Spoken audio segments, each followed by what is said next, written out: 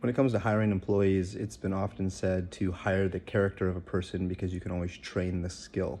When you're a small business or you're just coming up along the way of going from owner operator and trying to expand, the issue comes with is that you don't have a system or a process in play that actually defines the skills that are needed. And so therefore you need to hire people that have character and skills. And that becomes very tricky because then you look into the marketplace and you go, well, there's not a lot of people who have the personality I need and the skill set. And the problem is you're keeping the skill set on the table. You need the skills instead of the people with the character.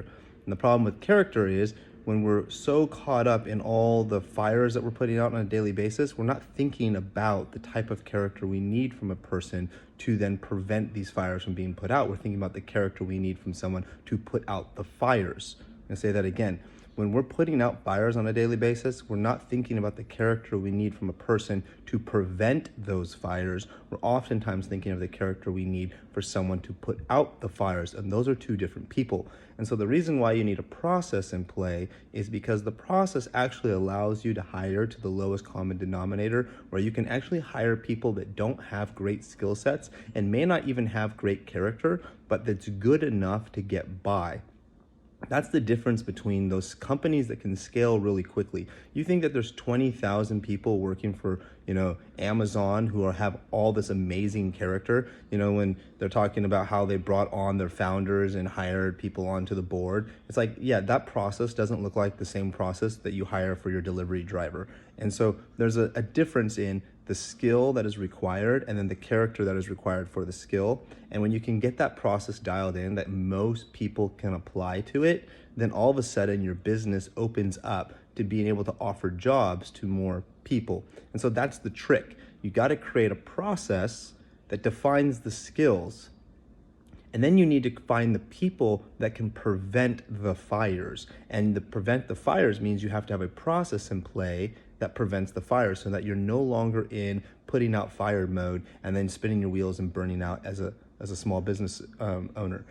So that's the trick. So what I found as a gymnastics business is gymnastics was a high skill. You need lots of skills to be a gymnastics coach, but then you also have to have a great personality.